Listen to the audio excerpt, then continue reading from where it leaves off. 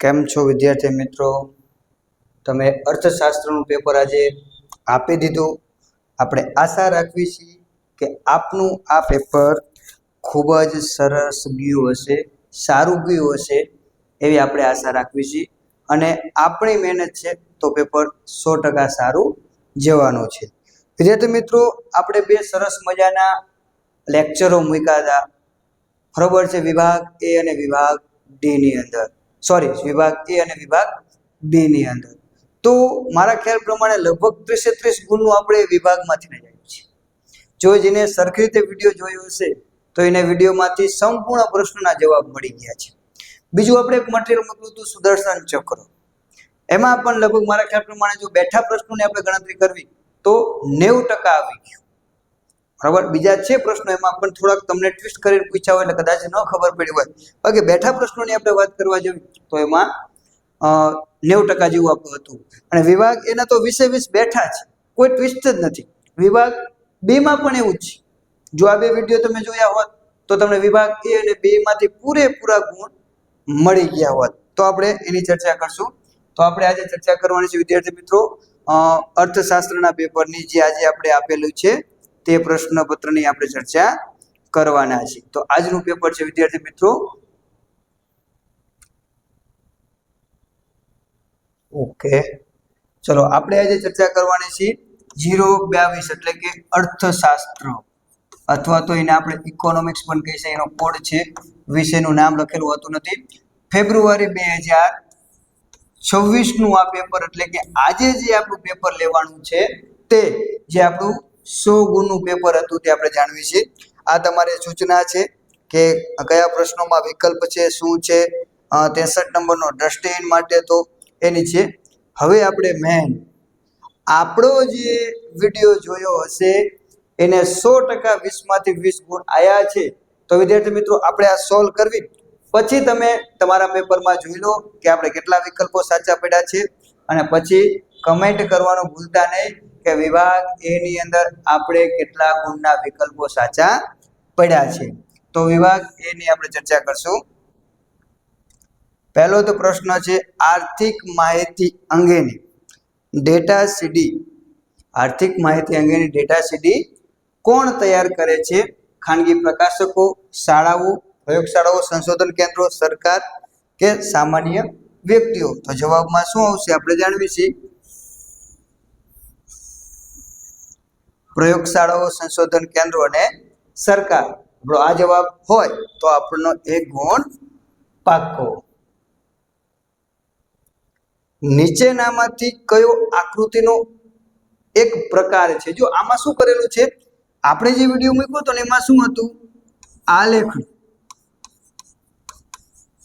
પ્રકાર નથી એમ પૂછ્યું હતું. ઓપ્શન તો આના જ છે, જવાબ એનો સેમ જ છે, આ તફાવત થઈ ગયો છે. એટલે જો તમે એમાં વિચાર્યું ન હોય ને આપણો જવાબ બેઠો મૂકી દીધો હોય તોય સાચું છે. આમાં શું પૂછ્યું છે કે આકૃતિનો પ્રકાર છે, ઓલામાં શું પૂછ્યું હતું, આલેખનો પ્રકાર નથી. બંનેનો જવાબ સેમ જ છે, બરોબર છે. જો આપણે એ પ્રશ્નનો જવાબ પણ આમાં આવી ગયો ત્યારે મેં કીધું હતું કે ધ્યાન રાખજો કે આવું પૂછાશે. જો જેને જોયું છે એને ખબર હશે.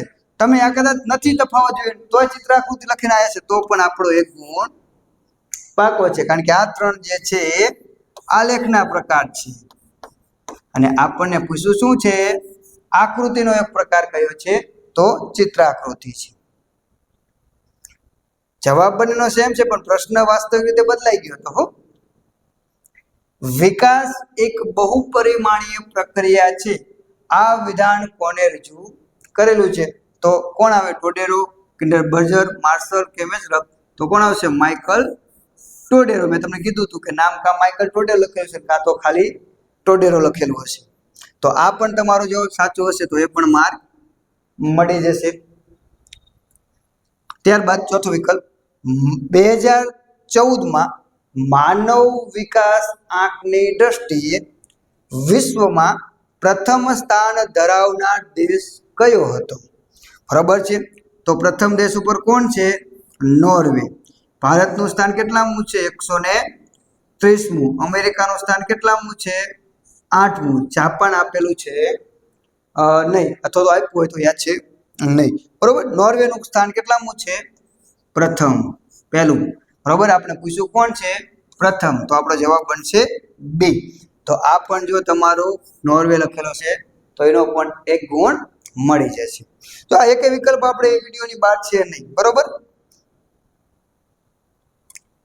સરકારે કાયદા દ્વારા વધતા ભાવોને અટકાવ્યા હોય તો તેવો ભાવ વધારો કયા પ્રકારનો ફુગાવો છે? ખુલ્લો, દોડતો, દાબેલો કે શું? પૂછો અંદરના MCQ તો સરખા છે, આ સરખા, પણ એના આ પણ સરખા છે, આપેલા 4 ઓપ્શનો. બરોબર, એટલે એમાં પણ તમને કન્ફ્યુઝ થાય એવું નથી. દાબેલો ફુગાવો, જો દાબેલો ફુગાવો કરી લેશો તો આમાં પણ તમારો 1 ગુણ પાકો છે. ભારતની સર્વોચ્ચ બેંકનું નામ જણાવો. આપણે બધાનું પૂરું નામ લખેલું હતું અહીંયા. બરોબર, અને આ એમને શોર્ટ નામ આપ્યા છે, એટલો જ તફાવત છે. તો ભારતની સર્વોચ્ચ બેંક કઈ છે? Reserve bank of India. મેં તમને કીધું હતું કે કદાચ શોર્ટ નામ પણ આવી શકે. જો તમે શોર્ટ નામ છે તો એ જ છે, તો આપણને એ પણ સમજણ પડી ગઈ છે. બરોબર, ત્યારબાદ ટૂંકા ગાળાનું ધિરાણ સૈદ્ધાંતિક રીતે કેટલા સમય માટેનું હોય છે?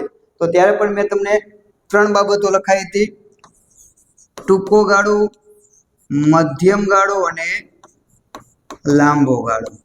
ટૂંકા ગાળા માટે 1 વર્ષ, મધ્યમ ગાળા માટે 1 થી 5 વર્ષ અને 5 વર્ષથી 15 વર્ષ.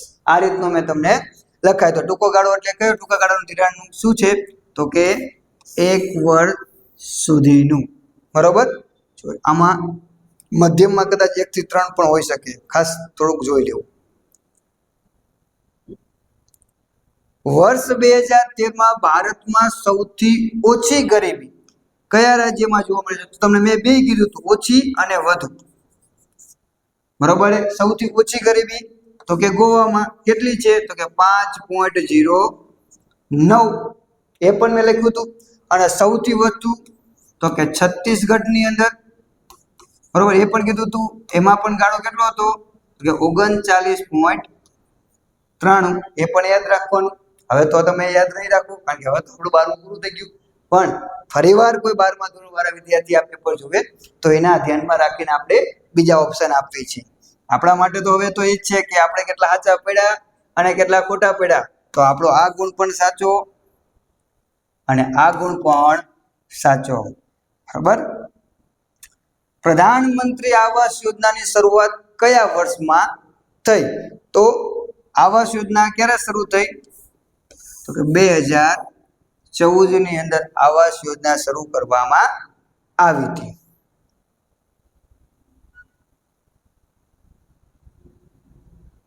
ત્યારબાદ કયા પ્રકારની ઉત્પાદન પદ્ધતિ બેરોજગારીમાં વધારો કરે છે? આ જો આપણો હતો જ. બરોબર, એટલે આ પણ પાકો ગુણ. કયા પ્રકારની ઉત્પાદન પદ્ધતિ બેરોજગારીમાં વધારો કરે છે? તો શિક્ષણ પ્રદાન, મૂડી પ્રદાન, ખેત પ્રદાન કે શ્રમ પ્રદાન. તો આપણે બે માંથી જોવાનું હતું. મૂડી પ્રદાન, જેમાં ટેકનોલોજીનો કેવો થાય છે? વધારે ઉપયોગ થાય છે, લોકોનો ઓછો ઉપયોગ થાય છે. એટલે આમાં રોજગારીનું સર્જન કેવું છે? ઓછું છે. તો આ પણ પ્રશ્ન હતો, તો આનો પણ 1 ગુણ. કયા પ્રકારની બેરોજગારીમાં શ્રમિકની સીમાંત ઉત્પાદકતા શૂન્ય હોય છે? તો આ પણ બેઠો પ્રશ્ન છે. મેં તમને એમ પણ કીધું હતું કે પ્રચ્છન્ન બેરોજગારી અને એને શું કહેવામાં આવે છે? છુપી બેરોજગારી તરીકે પણ ઓળખવામાં આવે છે, દેખાતી નથી. બરોબર, તો સીમાંત ઉત્પાદકતા શૂન્ય છે, એમાં વધારાના લોકો રોકાયેલા છે તેમ આપણે કહી શકાય. 12મો પ્રશ્ન આપણે ઈસવીસન 2011 થી 2025 સુધી ના વર્ષ સુધીમાં ભારતની વસ્તી કેટલા કરોડ થવાનો અંદાજ છે? તો મેં તમને એમ કીધું હતું કે આપણી વસ્તી ગણતરીના આંકડાઓ જતા રહ્યા છે. તમને એમ પણ પૂછાય કે છેલ્લી વસ્તી ગણતરી ક્યારે થઈ? તો કે 2011માં. અત્યારે આપણે 2026 હાલે છે.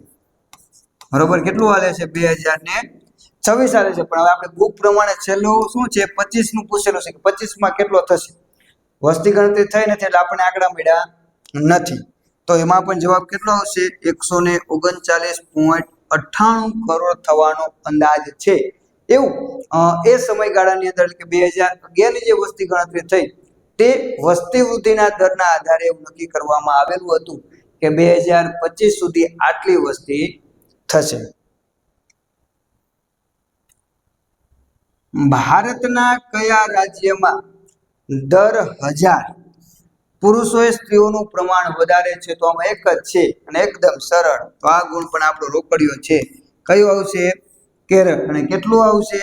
તો કે 1084. એનું પ્રમાણ કેટલું છે કે 1000 પુરુષોની સરખામણીમાં કેરળની અંદર 1084 સ્ત્રીઓનું પ્રમાણ છે. એટલે કે ત્યાં માત્ર ભારતની અંદર કેરળ રાજ્ય જે કેવું છે કે જ્યાં સ્ત્રીઓની સંખ્યા વધારે છે પુરુષો કરતા.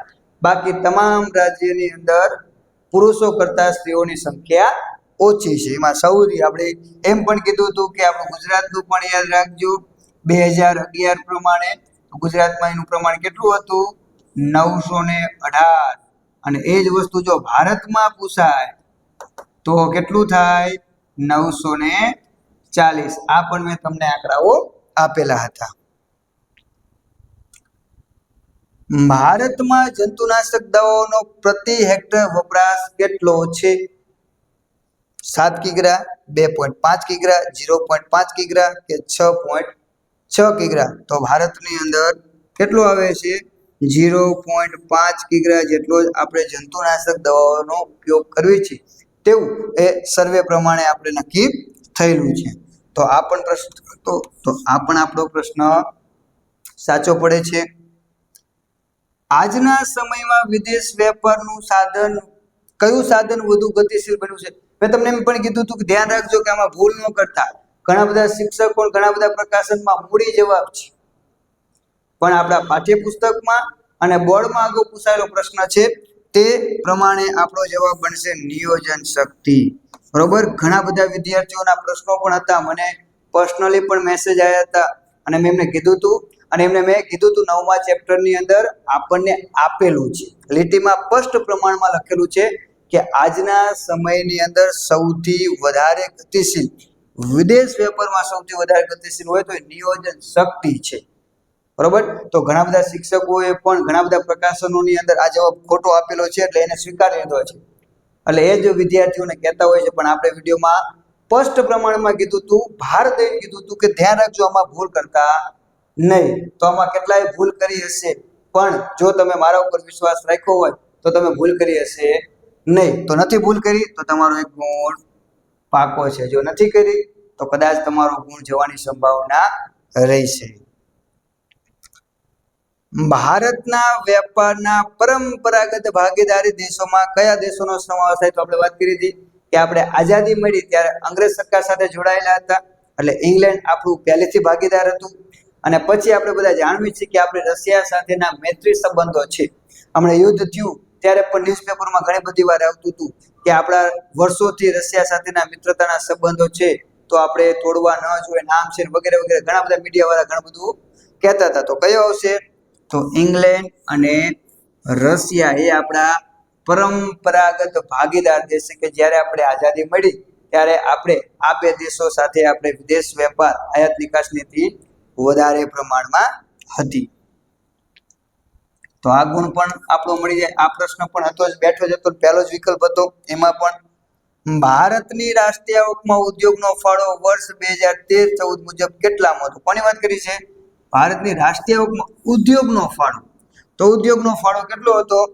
જો રાષ્ટ્રીય આવકમાં કીધો છે, રોજગારીમાં નથી કીધો. બરોબર. જો રોજગારીમાં પૂછે તો જવાબ બદલી જાય છે, પણ આપણે પૂછ્યો છે કેટલો? આવકમાં. તો આવશે 27%.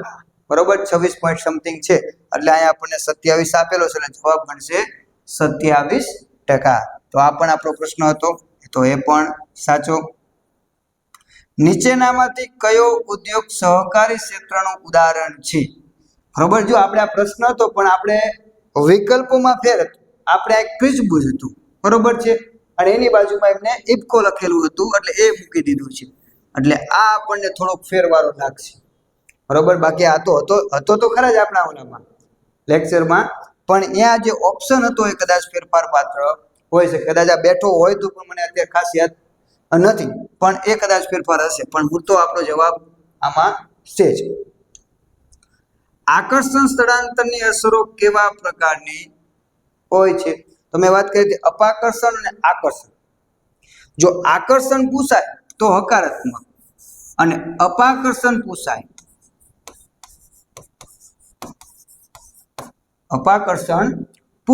તો એ નકારાત્મક આવશે. બરોબર, એ યાદ રાખજો. એ પણ મેં તમને કીધું હતું. અને ખાદ જંગલ મોડલની રચના કોણે કરી છે?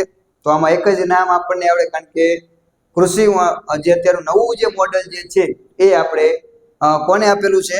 તો સુભાષ પાલેકર. તો એનું નામ જ આપણે યાદ રાખવાનું છે. તો વિદ્યાર્થી મિત્રો ઝડપથી કમેન્ટ કરો કે વિભાગ એ ની અંદર તમારા કેટલા ગુણ સાચા પડ્યા. આપણો વિડીયો જોઈ તમને કેટલા ગુણનો લાભ થયો, અથવા તો ખુદ તમારી મહેનત હતી, કારણ કે મારી મહેનત કશું જ નથી, મહેનત છે બધી તમારી જ છે. હું તો તમને ખાલી કહી શકું આવા પ્રશ્નો પૂછાય, બરોબર, પણ સાચી મહેનત તો તમારી જ છે. અને તમે જે મહેનતથી માર્ક લાવેલા છે, મારો એમાં કોઈ જ ફાળો છે નહીં, પણ તમારી મહેનતથી તમે જેટલા ગુણ લાયા છો તો એ તમે જણાવો કે 20 માંથી તમને કેટલા ગુણ આયા. જો 20 માંથી 20 ગુણ તમને આવી ગયા છે તો ખૂબ જ સારું છે, કારણ કે તમને વધુ માર્ક લાવવામાં એ ખૂબ જ ફાયદો થશે. તો આપણે ઝડપથી સમય ન બગાડતા વિભાગ 2 ઉપર આપણે જતા રહીશું.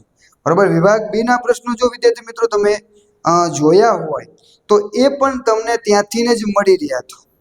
બરોબર, એ પણ મારે કદાચ તમને આપવું ન પડે, કે જો તમે જોયું હોત વિડીયો લેક્ચર તો એ પણ તમને એમાં હતું. મેં સોલ્યુશન કરેલું હતું, થોડુંક જોઈ લઉં. ઓકે, ચલો આપણે તો પહેલા જ પ્રશ્નનો જવાબ આવશે વૃતાંશ બરાબર પેટા મૂલ્ય કુલ મૂલ્ય ગુણ્યા 360. તો આ આપણું એમ કહી શકાય છે કે એનું સૂત્ર હતું. બરોબર, જો આ તમે લખેલું છે તો તમને એનો 1 ગુણ મળી જશે. ત્યારબાદ આપણે બહુ ભાર મૂક્યો હતો બાળ મૃત્યુદરની વ્યાખ્યા પર. મેં તમને સારી રીતે વિડીયોમાં સમજાવ્યું કે ધ્યાન રાખજો. મેં ઉદાહરણ પણ આપ્યું હતું, બરોબર, કે આ બાજુ 1 વર્ષ છે 2025 નું આપણે ઉદાહરણ લીધું હતું, બરોબર છે. તો એ પણ આપણે ખાસ તમને મેં જોવાનું કીધું હતું કે વર્ષ દરમિયાન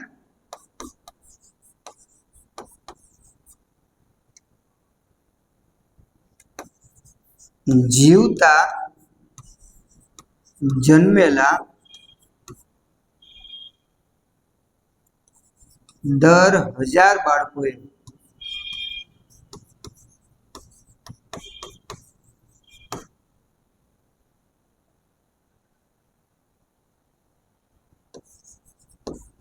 મૃત્યુ પામતા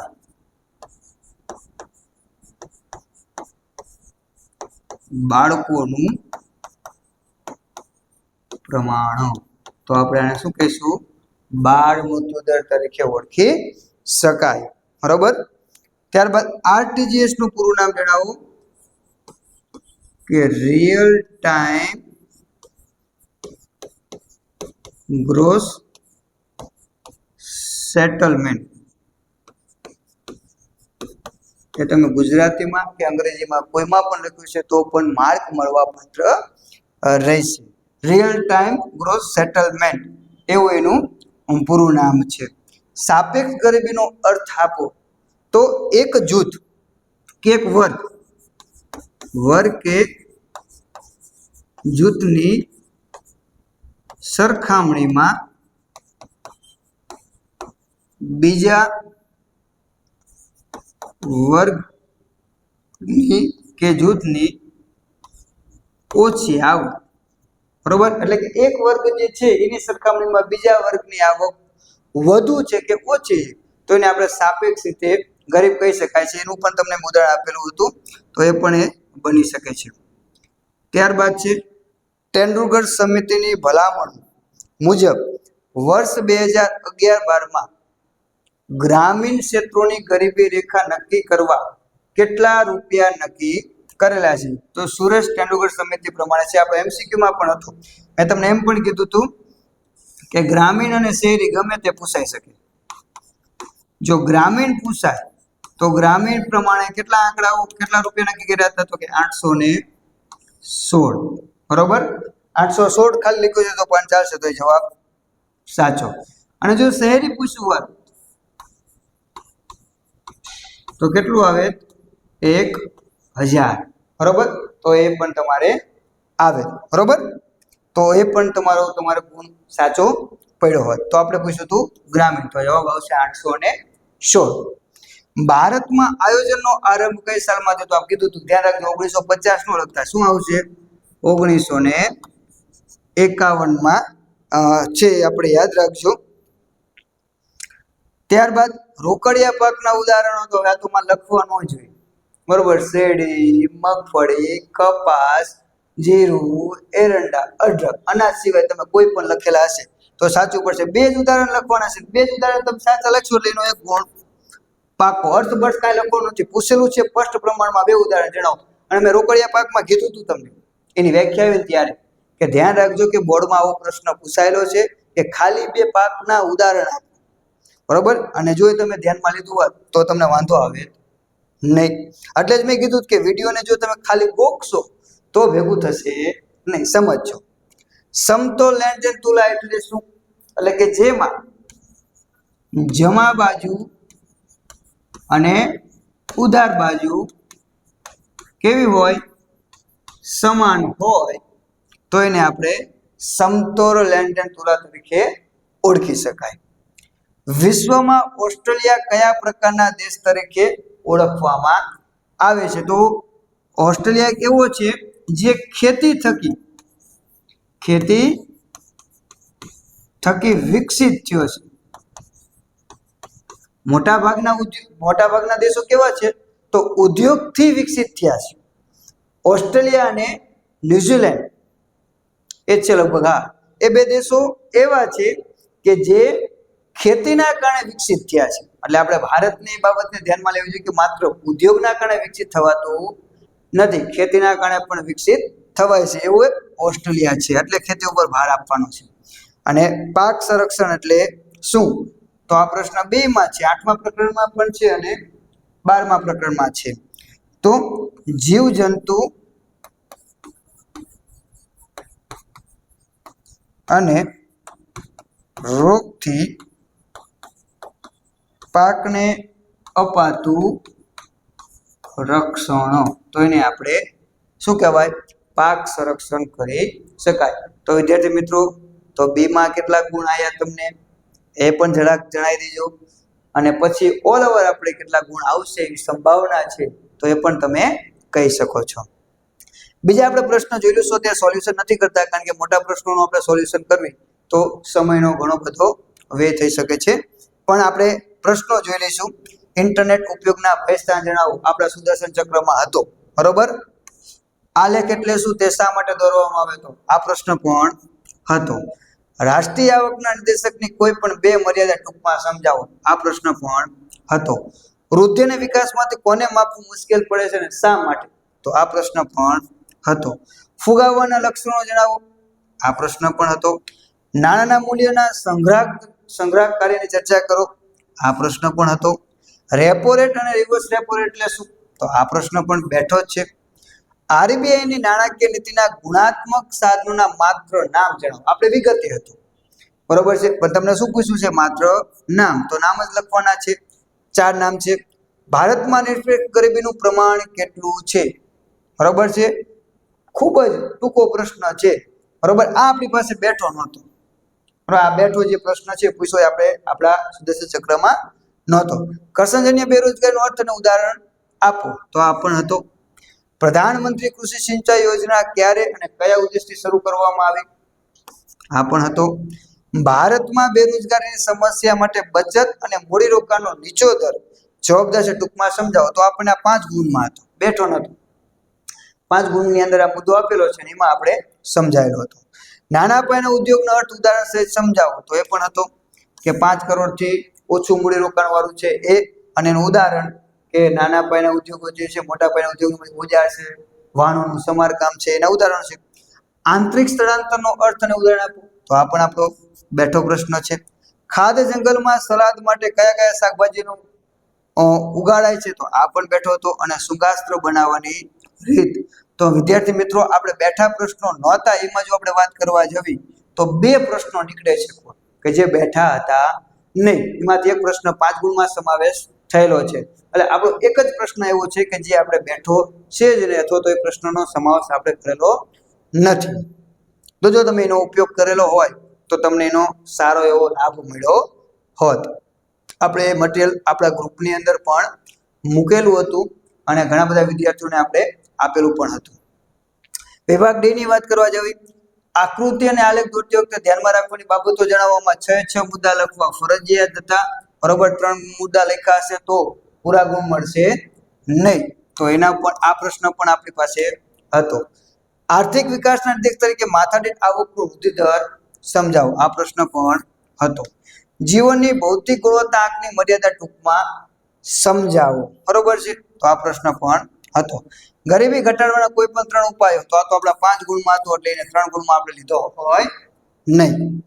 ખામીયુક્ત શિક્ષણ પદ્ધતિ બેરોજગારી માટે જવાબદાર છે, સમજાવો, આ પ્રશ્ન પણ હતો. નીચા મૃત્યુદરના કારણો સમજાવો, તો 7મા ચેપ્ટરનો છે, એ પણ આપણે 5 ગુણમાં લીધેલો હતો. ખેત ઉત્પાદકતા વધારવા માટેના કોઈ પણ 3 સંસ્થાકીય સુધારાઓ સમજાવો, તો આ પણ આપણને 5 ગુણમાં હતો. આંતરિક વેપાર અને વિદેશ વેપાર વચ્ચેનો તફાવત આપો, આ પ્રશ્ન છે. લેણદેણ તુલાનો અર્થ આપી લેણદેણ તુલાના ખાતાઓ સમજાવો, તો એ પણ પ્રશ્ન હતો. વિશિષ્ટ આર્થિક વિસ્તાર સમજાવો, તો આમાં વિભાગ 2 માં બધા જ પ્રશ્નો આપણે જે આપેલા હતા સુદર્શન ચક્રમાં એમાંથી જ આવેલા છે. એટલે જ નામ આપણે સુદર્શન ચક્ર રાખ્યું હતું, છેલ્લું અંતિમ, બરોબર છે. એના બાર પછી કશું આવે નહીં. કૃષ્ણ ભગવાને છોડ્યું એટલે પછી વધ કરીને જ આવે, એના જેવું જ હતું, બરોબર. બધા જ પ્રશ્નો હતા, કારણ કે બહુ જ એમાંથી આપણે પ્રશ્નો ગોતીને મૂકેલા છે. પૂછાણા છે એટલે સારી વાત છે. પૂછાય એવું હું ગેરંટી નહોતો આપતો. આ તો ભાઈ પેપર બોર્ડનું છે, ગમે ત્યાંથી નીકળી શકે. વિભાગ ઈ, ચલો પ્રશ્ન.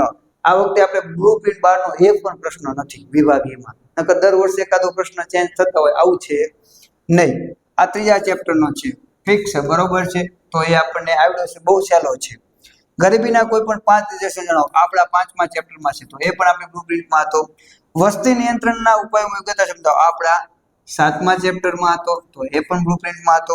ભારતમાં કૃષિ ક્ષેત્રની વર્તમાન સ્થિતિની સમીક્ષા કરો, એ 8મા ચેપ્ટરમાં હતો, તો એ પણ છે. શહેરીકરણની નકારાત્મક અસરો સમજાવો, એ આપણા 11મા ચેપ્ટરની છે. અને સ્થળાંતરના કારણો સમજૂતી આપો, એ આપણા 11મા પ્રકરણની છે. એટલે ટૂંકમાં આપણે એમ કહી શકાય છે કે આ બ્લુપ્રિન્ટ પ્રમાણેનું જ પેપર હતું. અને છેલ્લું કે આપણને જે આલેખ પૂછાયેલો છે એ સાદી સ્તંભ આકૃતિ છે, બરોબર છે. આપણે કીધું હતું કાં તો સાદી સ્તંભ આકૃતિ કાં તો પાસની સ્તંભ આકૃતિ વિશેષ પ્રમાણમાં પૂછાય છે, તો એ આપેલી છે. અને એનું તમે વિશ્લેષણ કરો તમને 5 ગુણ મળી જશે. તો પેપર એકદમ સરળ હતું, જો વાંચવું હોય તો આપણને બહુ વાંધો આવશે નહીં. તો કુલ તમને કેટલા ગુણ આવવાની સંભાવના છે તમે જણાવી શકો છો. અને બહુ ચિંતા ન કરશો અને આગળના પેપરની તૈયારી કરવા લાગી જાઓ. આમ તો મારા ખ્યાલ પ્રમાણે પેપર પતે પછી એનું ક્યારેય સોલ્યુશન કરવું જોઈએ નહીં, પણ ઘણા બધા વિદ્યાર્થીઓ હોય કે સાહેબ અમને જણાવો, અમારે જાણવું છે. એટલે બાકી પેપર બધા પતે પછી જ સાચું સોલ્યુશન કરવાનું હોય છે.